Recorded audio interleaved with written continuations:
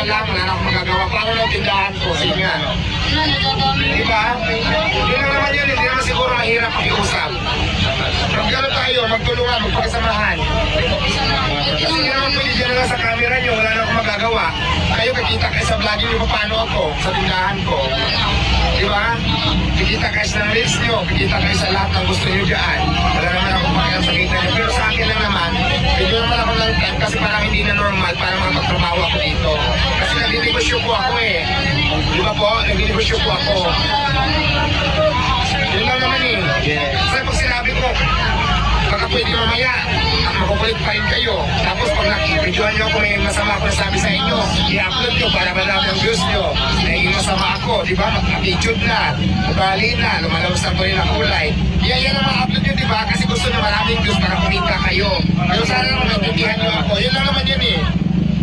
Di ba tama?